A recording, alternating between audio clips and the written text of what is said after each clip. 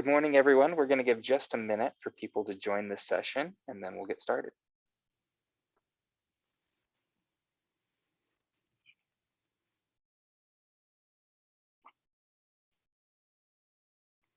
I feel like we're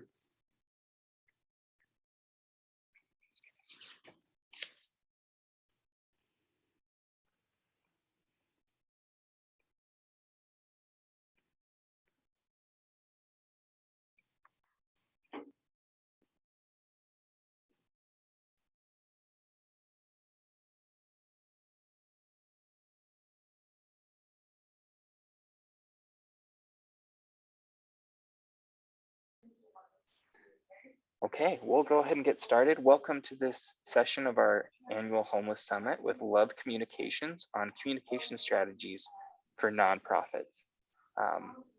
John and Kelly and Emily will be taking questions as we go throughout this presentation. And so you can either raise your hand and we will unmute you, give you the opportunity to ask your question, or you can throw it into the Q&A box and we will bring those up as they come in. And so with that in place, we'll turn it over to Love Communications. Well, thanks and good morning, everybody. My name is John Youngren. I'm Vice President and Group Account Director here for Love Communications in Salt Lake. It's a pleasure for us to be here this morning. I'll let my colleagues introduce themselves here in just a minute, but we're honored to be part of this presentation today. We've put in some work to hopefully address some of the issues you've discussed and other things you might be interested in. But as was just mentioned, if there's a need, if any of you want to ask a question along the way, we would like to treat this more as a discussion, more as a conversation. So we'll take you through some material and then we can also address questions and further discussion toward the end. So with that, let me hope the technical side of this works out. Forgive us for any glitches we might have along the way. We were saying before that this would all be so much easier if we could be in the same room together, but one way or another, we'll make it work out. Love Communications is a company based in downtown Salt Lake City. It's about 45 people strong. I'll share some more facts and figures about it here in a minute. But while I have two of the others on this lovely caricature, we'll each do a brief introduction of ourselves. Again, as I said, my name's John Youngren. I've been with Love for about 20 years now. I've worn a variety of hats. I've overseen our public relations department on a couple of different occasions. I oversee a lot of our client relationships with some of our major accounts. I play a variety of different roles. I also teach media and PR classes at the University of Utah, which is how I think I got drafted into this presentation today. But it's a pleasure to be here. I've been here a long time and hopefully we can use that experience to help facilitate this conversation. To my left, but not on the caricature, but I'll introduce my friend Emily Christopher. Hi, everyone. Good to see you this morning. Emily Christopher, I've been with Love for about just over 5 years now, and I'm a digital content supervisor. So I handle a lot of things related to organic search and content that assists the user journey. I also handle a lot of paid media channels, including paid social media specifically. So we'll be covering some of that today as well. And I'll hand it over to our other colleague, Kelly Fratto. Hi, everyone. Good morning. My name is Kelly Fratto Bland. I've been at Love Communications since Love's beginning, so almost 22 years in the public relations department. I've worked on a variety of accounts over the years. I was on the board for Catholic Community Services for, I believe, 6 years and still serve on their PR and marketing committee, which is one of the reasons I think I was asked to be here, because I not only the public relations side of things, but I have done a lot with CCS over the years, and so I'm well aware of some of the issues being faced in regards to homelessness. So appreciate you all being here. Thank you. So we've already kind of alluded to a couple of times, so I won't spend a huge amount of time with this slide, but Love Communications is a full service advertising agency. We were founded by 3 original partners, 2 of whom have the last name of Love. So it's not a clever brand name, it's a family name. Tom Love and his brother Rich founded the firm with a 3rd partner, Preston Wood, in 1999. Many of you might know Tom in particular. He's very active in the nonprofit community and does a lot of work in this category. He was the United Way of Salt Lake board chair for several years. And as you'll see here in a moment, Love has had a relationship with the United Way of Salt Lake for about 20 years now as well. The company was founded, as I said, in 1999. We have about 45, 46 employees full-time here in Salt Lake. Of course, pandemic concerns have made us mostly work remote until the last couple of months, really. So we're still kind of going through the hybrid sort of transference that a lot of companies are dealing with. We like to say we bring national level marketing experience to new and growing companies in the Western United States. And we do have a footprint that stretches beyond Utah. Our mission is to help clients drive results overnight and build stronger brands over time. And then we're a full service agency. A lot of times when I talk to classes and other kinds of conferences and so forth, that's sometimes hard to define. A lot of times you'll find agencies and PR firms that specialize in just web design or just public relations or just video production. Well, we do all of those things under the Love Communications umbrella. So we're unique in that in this market, maybe 4 or 5 others that we kind of compete against on a regular basis that handles all of those types of services.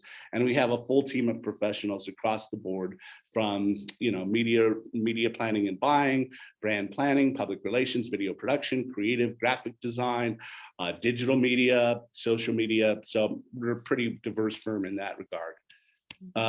And you'll hear more allusions to all of that as we go along. Here's a sample of just a few clients. I'm in our large conference room at our offices in downtown Salt Lake City, and I'm also looking at our overall client board, but this was just to give you an idea of some of the clients we either handle or have associations with, including a long-term relationship with Road Home, obviously NAMI of Utah, who asked us to be here today, the Utah Department of Health, which we've done work with for 20 years in various forms. I mentioned United Way of Salt Lake. We do a lot of work in sort of that public awareness category. We do work for clients in the nonprofit arena, as I've mentioned, but then we also do work for a lot of retail brands that most of you probably recognize or shop at or go to. Arctic Circle was, I think, the first Love client ever, if not in the first 2 or 3. RC Willey we've handled for the last 10 or 12 years, obviously major furniture retailer throughout the Intermountain West. We do a lot of work in the tourism category for the Utah Office of Tourism, for the Zion National Park Forever project. We work with Visit Salt Lake. We work with Thanksgiving Point, as you can see there. And that's just a handful. There are probably, and now for those of you watching me on camera, I'm looking over the client board that we have in our office facility. I mean, we have at any given time, probably more than 40 active client relationships going with clients you've all heard of throughout the Intermountain West and beyond. What you'll see today, this is kind of nomenclature. It's a bit of a industry kind of slide, but knowing most of you are in the nonprofit arena and a lot of you have challenges that you'd like to talk about, we kind of break our communications categories and strategies into kind of 3 different platforms. What we call them owned, earned, and paid. And that can become kind of jargony. So let me just quickly explain what we mean. For any given organization, your owned communications platforms are the things that you yourself literally own and control.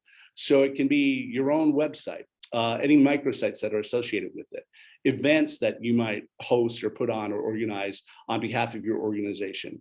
Maybe it's a blog, maybe it's the email that you generate on behalf of your organization, other literature, point of sale and partner programs that make you visible in your community and or to your publics.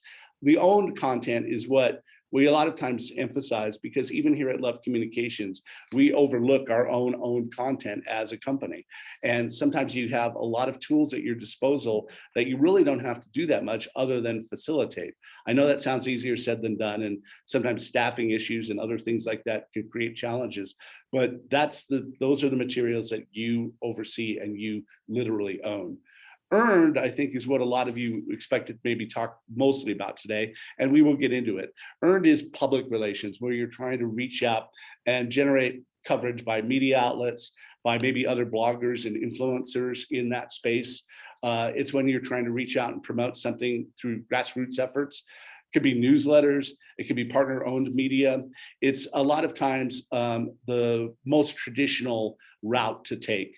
And it's harder and more challenging than ever. And Kelly Fratto will get into this in a few minutes, because so much in our media landscape, particularly in this marketplace, has changed even in the last 5 years, that printed newspapers have literally gone away. News organizations have reduced their resources. So the good old public relations pitch is more challenging than it ever has been before. But we'll talk more about that here in a few minutes. That's under the category, as I said, of earned media. And then paid media, this is what our agency, works quite a bit in, and it's what you would expect. It is putting dollars behind your message in whatever venue you're trying to pursue. So whether it's television commercials at night, whether it's paid media on social or digital platforms, whether it's other associations that you're looking to promote, whether it's, as it says down here at the bottom, partner co-op opportunities, trade shows. But this is where there's a dollar figure that has to come into play. And we'll talk about all three of these categories as the presentation goes along. But we break them out this way just so you can all see there's a clearly defined kind of line between owned, earned, and paid. And I was very jargony through all that. So if anybody has any questions along the way, feel free to raise your hand or let us know, and we'll take a step back and answer those. But for now, I think I'll move on and turn it over to Emily to talk about owned channels in particular. Sounds great. You can click through the next slide too. No, yeah, thanks, John. That was a great tee up. So that's really how we want to structure this conversation. We know that many of you that represent nonprofits, it's all about kind of stretching the dollar, tapping into the resources that you have. And this is really beginning with your own channels, which is your website, right? So your website is something that you as a brand or an entity has full control over. A lot of times here at Love, we call your website your hardest working employee.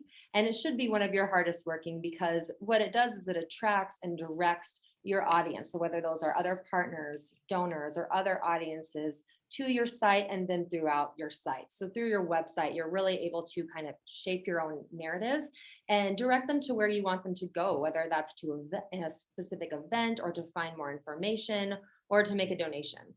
It also gives you that flexibility to really communicate your own voice as a brand. So one thing that we want to address specifically, a question came up around how to have a centralized voice coming from all partners within the coalition. There's a lot of things that needs to be said, but is it all being said kind of in the same way under one unified voice? And one really great idea and kind of way to address that is really by coming up with your own brand guide. And this can be for every single individual brand or entity, and also coming from the coalition itself. So we treat a brand guide really as a resource that both service providers and all partners can come back to, and that offers guidelines and really parameters on how to communicate to your different audiences. And we just want to touch on some of the components that make a successful brand guide. First of all, it's highlighting your mission and your values, which many of you already have on your website and have that represented on your social channels and third-party channels as well. So you want to make sure it's very clear kind of the value that your brand offers and what kind of services that you provide and what your mission and goal is. Next, you want to make sure that you're really addressing who your core audience groups are, and as a service provider, you're going to have multiple audiences, the recipients of the services. It might also be a donor group, and you're going to have a very different message and voice to address those audience specifically. So you want to be very specific in identifying words that you will use and those that you will not use, really as part of your brand guide. So it's very clear to anyone that's wanting to communicate this shared message. You'll also want to focus on the voice specifically of your brand. So is it more youthful? Is it positive? Are there any times where it can be a little bit funny, or is it more very serious, very direct, kind of a more clinical style? So those are different things that you'll just want to consider with your voice, so that it has this consistent tone throughout all of your messaging. And another really important thing is to establish rules specifically on how to respond to commentary, especially negative commentary online. And I'm talking about social media specifically. We know that Facebook with its comments, and Instagram is oftentimes a hotbed for all kinds of commentary. So you'll just want to be prepared. And again, have a unified voice about how are we going to respond to these different types of commentary that are inbound. Okay, on the next slide. So the next thing we want to talk about is how to correspond with the community. So this is really focuses on reaching beyond your website and into the community and keeping up a conversation. So again, your website really being that owner to direct audiences where you want them to go, but you also want to make sure that you're constantly conversing with your different audience groups. So something you can do is to set up some kind of a discussion board. So this could live through something like a private Facebook group, or it could live on the coalition's website itself. But the goal here would be for it to be interactive and allow for service providers to communicate and ask for help from the coalition members when needed. You can also disseminate different community information through a centralized form of a newsletter. And this could be coming from the coalition itself. So really asking partners and allowing them to communicate their specific areas of interest, any events that they have going on, anything that's coming up that's pressing that they really want to disseminate to the whole group. This could be coming from one single newsletter, just compiling all of those so that everyone gets the same shared message. And the third channel we want to talk about here is organic social channels. I'm not sure how everyone's feeling about Facebook or the metaverse these days, but outside of Facebook's 3 billion users, it's still a primary channel for reaching a very niche audience. And we've already talked about Facebook groups a little bit, communicating with partners. But another way to spread the word about different events, whether those be pop-up health clinics or food banks or fundraising opportunities, is to cross promote your partner content. So that's when you're sharing your provider's content with another page and tagging them. So now that message is it's spread out a little wider, you get more reach, you get more visibility when it's shared across 2 different channels, and you're helping out your other partners in that way. You can also post events or videos, really any way that you can get people to engage. I think Facebook is still a really great channel for posting specific events. A lot of people still use it for that only. And otherwise they're kind of just, when they say that 3 billion active users, meaning that people are on Facebook, but a lot of people are using it passively. Still, events is a great way to engage with your audience, and just any kind of engaging medium. Video, as everyone knows, has taken off a lot over the last couple years even, and it can get more into production costs and things like that. If you're thinking of a nonprofit, how are we going to produce a video? But there's a lot of economical ways to just create a video, whether that's hosting a Facebook Live or just having more of that organic value that video is really trending in that way anyway, just coming from a user. It doesn't have to be so polished and look like it's been through, production studio. But we'll talk about Facebook Live a little bit more when we get to the paid side of things. But for now, we talked about owned channels. I want to turn it over to John and Kelly to talk about some earned channels as well.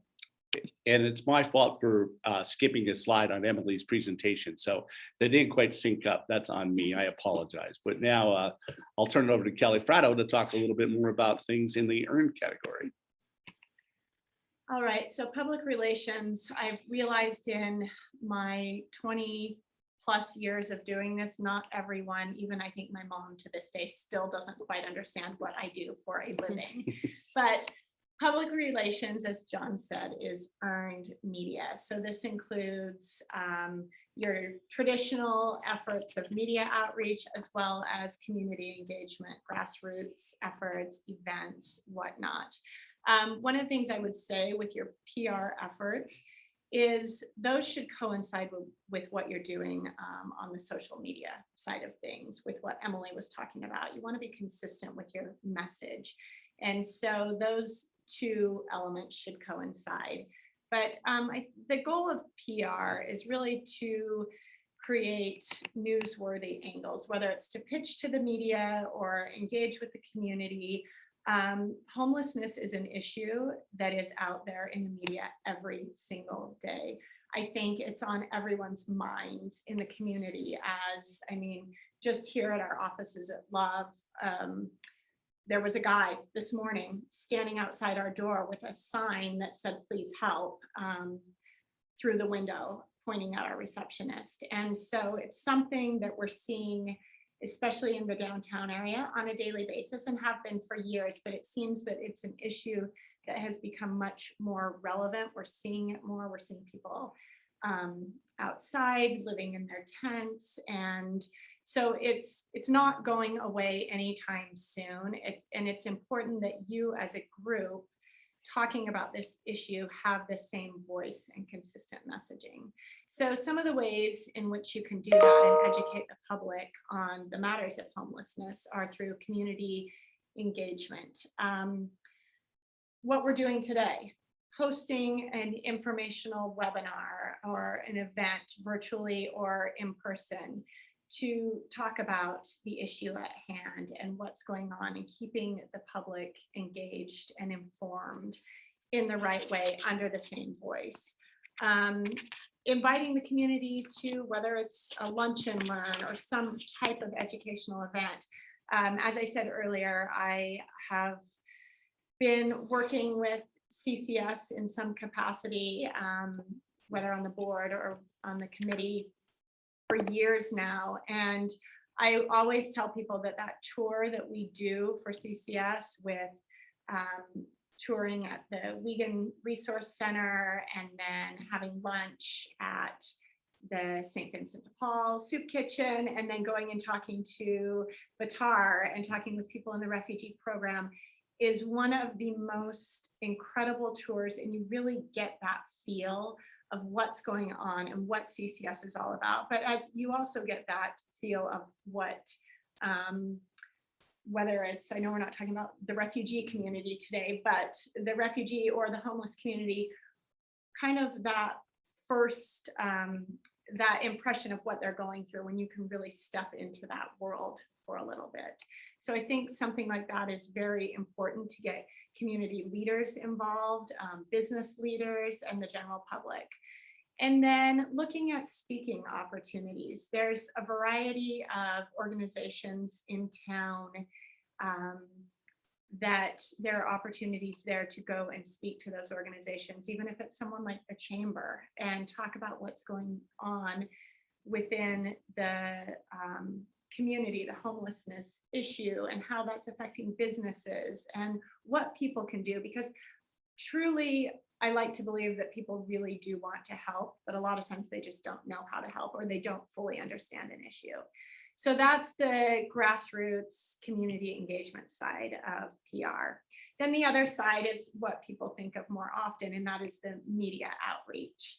And like I said, this is an issue that's in the media, I think, every single day. And so it's very important for you all within the work that you do to stay on top of these stories, know what's being said, know who's reporting on it, get to know those reporters, contact them, introduce yourself, let them know what your role is. And building that relationship, I think, is a key element, because you want to get the information out there as a group, and you want to have that one voice saying the same thing, but the media needs to know who they should be reaching out to.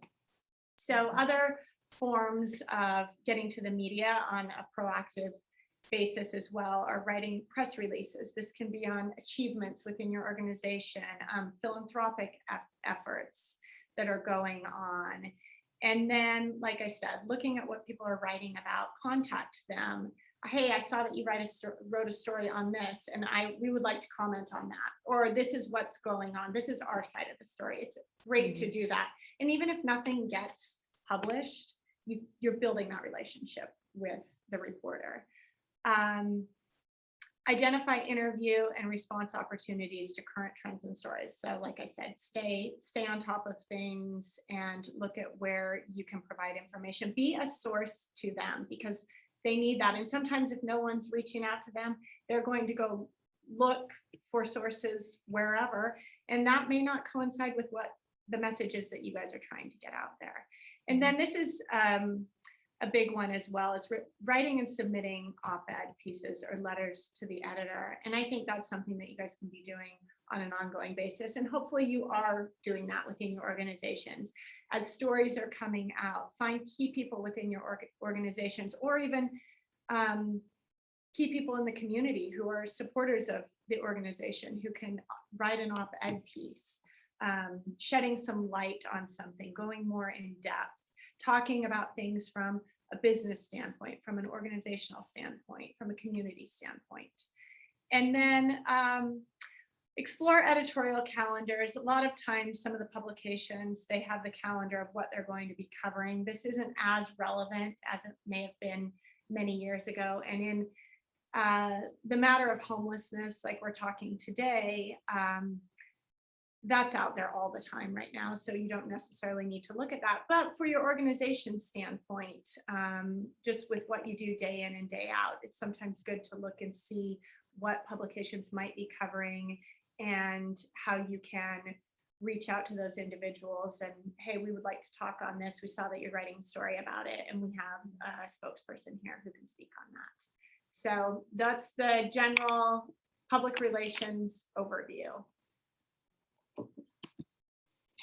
And now we are going to talk about crisis communications. I wish I was in the room with all of you, just mainly to ask the question of how many organizations have a crisis communications plan in place? Because if you don't, you need one. And we say this to all of our clients. It doesn't matter what arena it is, if it's retail, tourism, whatever, you need to have a crisis communications plan in place. This is the protocol of what if something happens. Say there is, I don't know, a death, a shooting, something Fire, at, robbery, at one of the facilities. You need to be able to answer those questions because the media are going to be contacting you immediately. You have to have a plan in place because really it's not a matter of if it's going to happen, it's a matter of when it's going to happen. And I'm sure for the majority of you, I'm guessing there has been a crisis of sorts, big or small, you need to be prepared. A plan should be in place. Everyone should know about it. It's protocol everyone should follow. And the plan should be simple and to the point, because you don't want to be in the middle of a crisis and you're having to read through pages and pages and pages of how you're supposed to respond to something. All right, next slide. Thanks, John. Why it's necessary, kind of covered that. It's not a matter of if, but when. And if you are not prepared, that's when you can find yourself bumbling or saying things that you would not want to say, giving out too much information, giving out the wrong information. And a lot of times in certain situations that you may be dealing with, if the police are involved, those are times where you can say, hey, this is something that, you know, the Salt Lake City Police Department is dealing with. This is a case that's happening. You will need to speak to them. And so you need to look at kind of all angles, all situations, and be prepared for those, whether big or small. And that plan will take you through the process.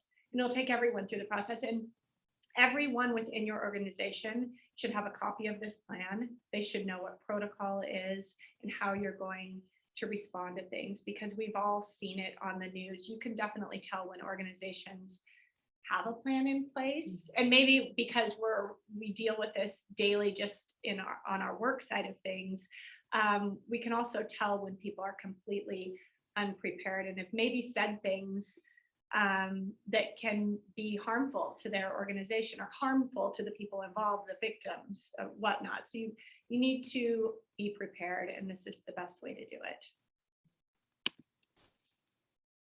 And then what defines a crisis?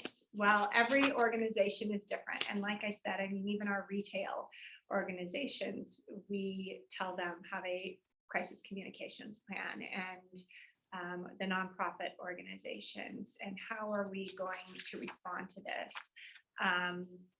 And sometimes these stories never hit the media. I mean, I believe it was a year or so ago that I think there was a food poisoning issue within one of the organizations, and it was, okay, how is this being handled? How are we going to deal with this? And what are we going to say? And so having that plan in place of who's going to speak and how you're going to talk about it is definitely key. And so, I mean, for you all, like I said, it could be death, something happening with an employee. I mean, we're seeing it all the time now, I swear, just in any arena. I mean, the sports industry is dealing with it right now with Phoenix Suns and allegations going on there. And so again, you need to be prepared, because that you could have a reporter right out in front waiting to talk to somebody.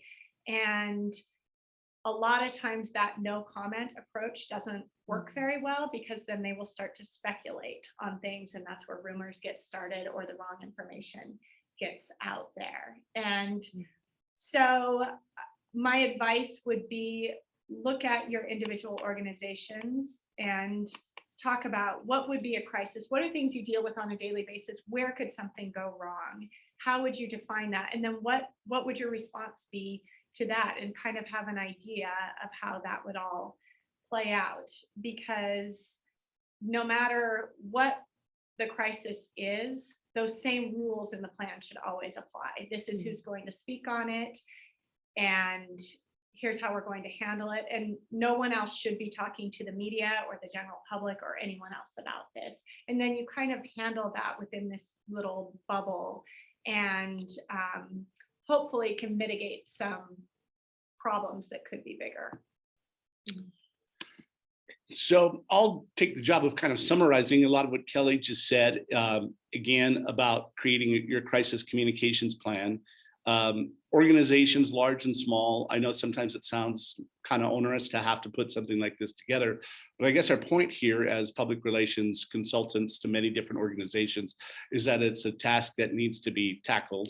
It's something you can put in a drawer for the day that it does occur. Identifying spokespeople, as Kelly just said, these are the only people who should be speaking to media, to the stakeholders, to employees. A lot of times this comes up because there'll be somebody who's in a very public facing part of the organization who might be approached first by a camera crew that pulls up outside or whatever.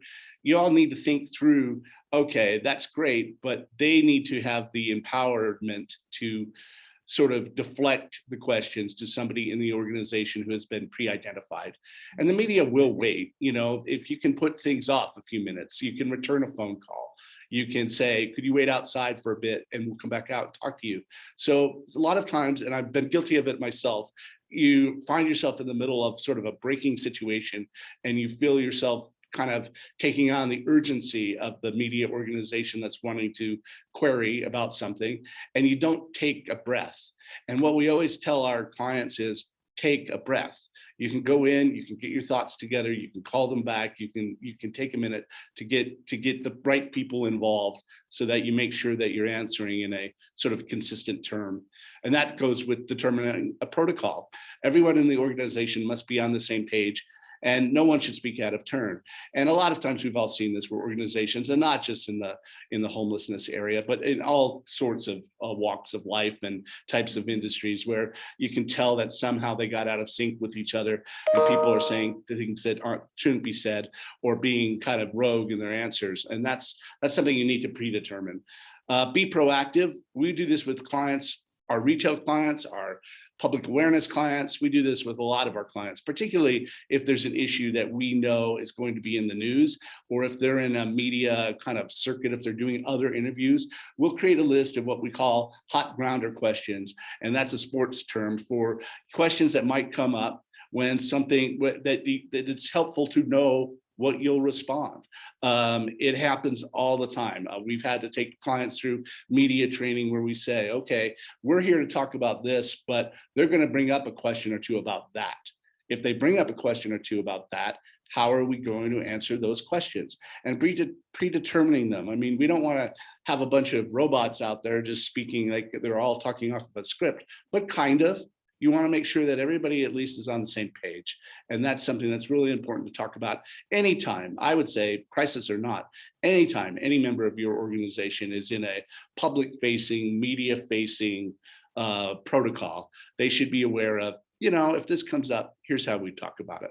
Develop, and I note a timeline and plan for disseminating information.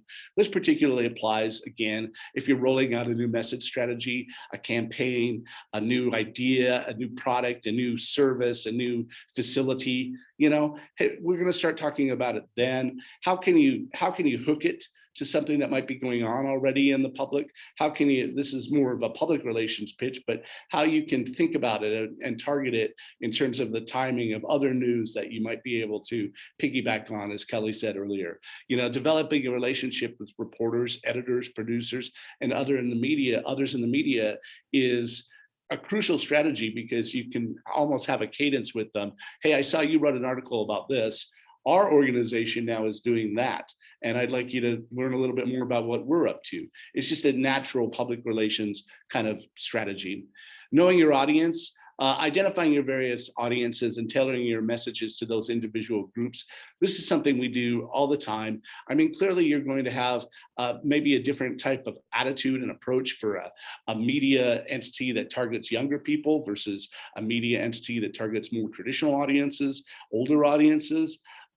Talking through the way you might appear on a radio show in the morning, which is a casual, humorous approach, versus a live news interview that you're going to do for a Sunday morning show or something along those lines. So always kind of thinking through who is going to be watching or hearing or seeing or reading this material, and how you would want them to frame your organization. And then be honest. This is maybe the hardest of all of these. If something is going wrong or awry, or is coming at you pretty quickly, don't hide, don't lie. You can pause. Don't misdirect, though. Don't blame. It's the old phrase, the cover up is worse than the crime. Step into the matter with honesty and integrity. It's okay to say right now, I don't know, I need to find out more. We need to get back to you. We need to look into it.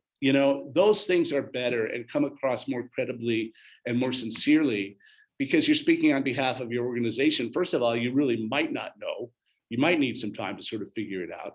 And I think credible media entities respect it if you say that, rather than sort of hoping that you can kind of, blow your way through a situation and nobody will call you on it. In today's day and age, we all know things live online forever.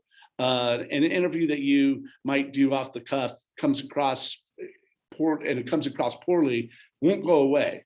And so I've always said, and again, been guilty of not taking this advice at different times. Don't be afraid to pause, gather your thoughts, get your message together, get your people together, and then answer the question or deal with the issue when the time is right. We'll come back to some of this. Again, we're open to questions across all these areas, but in just the slide or two we have left, I know Emily Christopher was going to address just the last couple of strategies in that last category, the paid category. Thanks, John. Yes. So on to paid media channels. We can't really talk about paid media for nonprofits without talking about Facebook once again. And for anyone that's posted on your own Facebook channel, firsthand that's very much a pay-to-play environment. Some studies will say that only 1 in 16 of your organic posts will be seen by your own followers, which is very frustrating, especially when you're dealing with a limited budget. But there are some ways to be strategic about your paid channels. If you need to boost an event, so to speak, you can sponsor a post on Facebook. And this really gives you the opportunity to layer in different interest, demographic, and geographic targeting. So for example, if you're hosting, say, a pop-up clinic, you can geofence, draw up to a 1 mile radius or greater around a specific event where you're hosting, and be really strategic there about your targeting and your ad spend. For something to do with fundraising, you can sponsor a Facebook Live event. So, live events can be organic, but again, if you need a little bit more reach behind it, you can put dollars behind it. And the way you kind of get people to be a little more engaged with those kind of live videos is really to show as much as you can behind the scenes and make your audience feel like that they're a part of that event. You can also include a donate button as well. So that's a direct call to action if you're speaking to your donor audience specifically, and get them to engage further, get them to donate. You can also respond to comments and questions that come in through your Facebook Live event in real time. Other channels to look into beyond Facebook really become part of a larger media buy. So you can look at display banners and video, which we talked about earlier, that get a lot of natural engagement and allows you to reach an audience based on their behavioral interests and how they engage online. A lot of times, if we really want to reach a strong, audience in a local market, we'll lean on a partner like KSL. If it's a big enough message that we want to get across, there's a lot of value in leveraging a partner like a noteworthy news station that really has a lot of pull in the local Salt Lake and Utah market. But using all these paid channels, the goal is to continue to drive traffic back to your website. So again, you're owning the message, you're shaping the narrative and directing users where you want them to go. And this really kind of brings us full circle to how you're utilizing your own earned and paid channels to the maximum. So that's what we have on all those channels. I think it's about time for any Q&A. Yeah, we blazed through a lot of content there and we did it very quickly. So we're open to, and with the facilitators' help, taking any questions or further discussion at this point.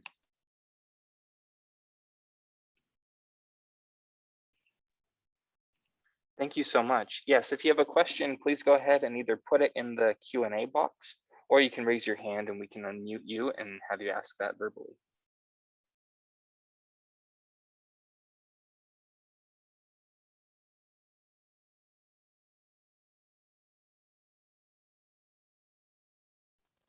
Okay, Blair Hodges. Hi, Volunteers of America is where I'm at. I missed the first couple minutes, but I wondered if you spoke to when we're doing communications and how we deal with privacy issues and clients. I know some people like to kind of feature clients and stuff, and we're kind of moving away from that a little bit, trying to do our communications without showing clients. And I just wondered if any of you had something to speak to about that in terms of the ethics of it and so on. I can speak on that really quickly, and then if John and Emily want to add their 2 cents or disagree with me, sometimes we disagree on things, but I would say that, first of all, I think that's a very good question.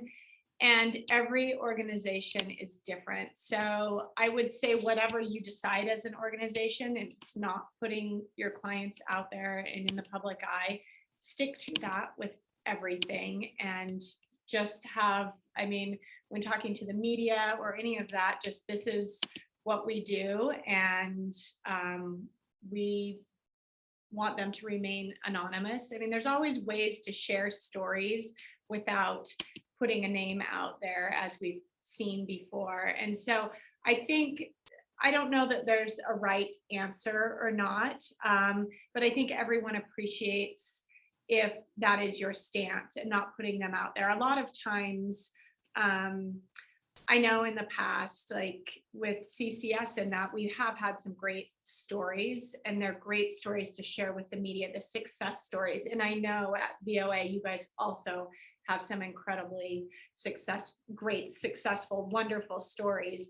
But I think that's where you need to look at things. Are these things that we want to put out there and have people share their stories? Because a lot of times clients of various organizations are more than happy to talk about the successes in that. But I would say whatever you decide, just stick with it. And then from there, the media will know that you're not going to be putting your clients out there, names, faces, and all that. And if you want to tell stories, you could do it in an anonymous way as well. There's still some great stories to share. You don't need to necessarily have a name or a face with it, if that makes sense. Mm-hmm. I've got one thing to add to that as well. Another way you can reach out to partners, it really depends on if you already have their email addresses. So if people have signed up for a newsletter and you want to reach them, but in a very discreet way, and kind of, keep their name concealed, you can leverage custom audiences in Facebook, in which you're essentially uploading that list into Facebook as an audience. And so they will see the ads and the messaging that you're putting out through sponsored posts. But they won't know that they're kind of being reached out to directly, and their name will still be protected. So that's kind of a backdoor way of getting your message out there to the right audience, and staying discreet about it. Perfect. We do have a couple of questions in the Q&A section. This one is how else to tie in Twitter, Instagram, and Facebook to get free advertisement, or do you guys have any tips on that? Yeah, so I can take that one. I know that Facebook, first of all, if you're looking into the fundraising option specifically, there's a way that you can essentially apply for Facebook's fundraising tool. So that's kind of one way to go about it. Another one is sometimes Facebook will offer an ad spend credit to nonprofits. So there's a way to kind of apply for those things as well. They tend to be a little bit more giving to nonprofits. So those are some different ways you can leverage the tools that Facebook specifically gives you. We don't do as much advertising on Twitter as an agency. Facebook still is that social giant that we see that is really most effective for reaching our audiences, what with custom audiences like we talked about. There's a lot of different ways you can reach your audience on Facebook that gives you more flexibility. So we tend to stick to the Facebook and Instagram channels primarily. All righty. And then another question is, what if a strong media outlet has already developed a relationship with groups opposed to your message? How do you move the needle to at least a more balanced presentation?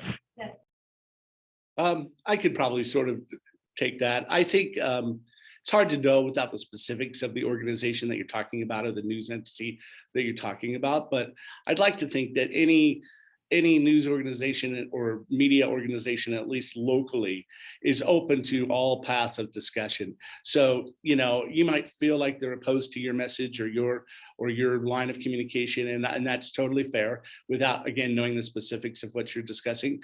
But I know in our own experience that when we've approached a higher power at any given media entity, you're not tussling with maybe a reporter in his or herself.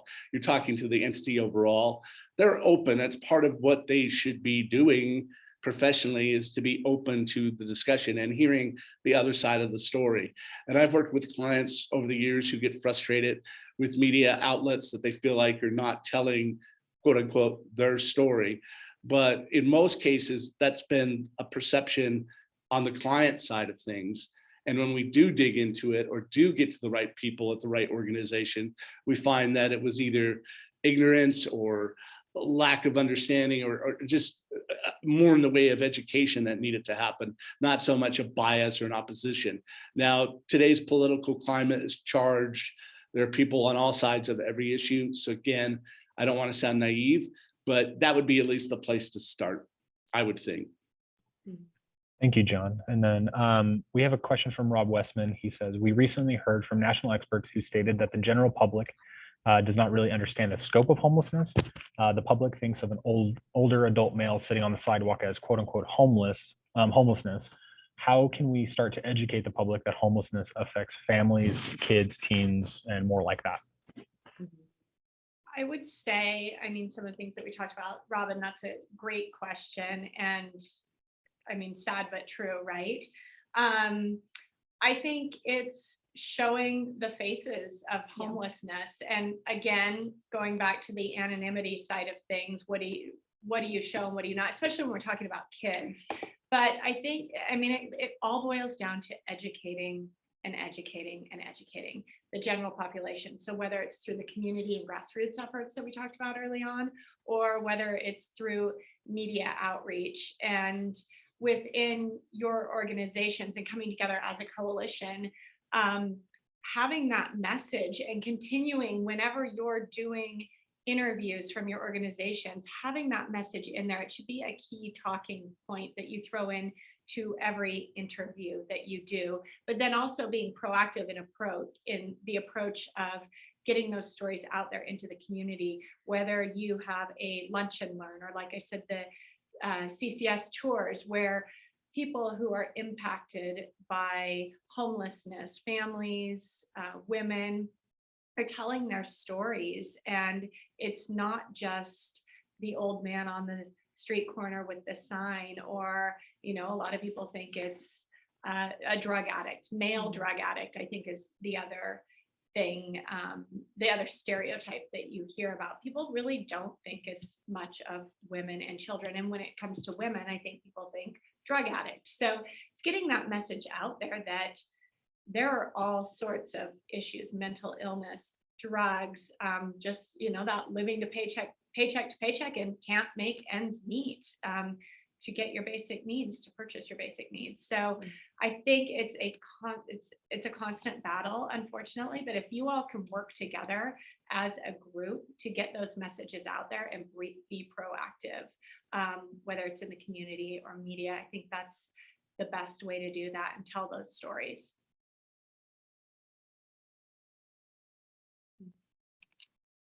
Anything else? Any other questions?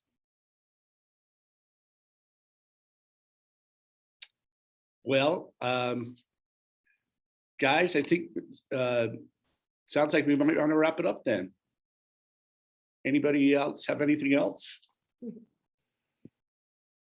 All right, well, thank you on behalf of Kelly and Emily and all of us at Love Communications. We know we have friends out there on the guest list here today. We can't see everybody, so if you're out there and you've supported us through this presentation, we appreciate it. I know a copy of this will be available to people later to to review, and we will. We're easy to reach. If you wanted to follow up with any of us with questions or follow up discussion, we're at lovecom.net. You can find us on our website, lovecom.net. And I know our contact information will also be shared by the conference overall. So guys, I guess we'll say thank you to everybody, and everybody have a great Friday and a great weekend. Thank Thank you. you so much, John, Emily, and Kelly. We really appreciate you sharing your time and expertise with us this morning. Thank Thanks, you. it's been a pleasure.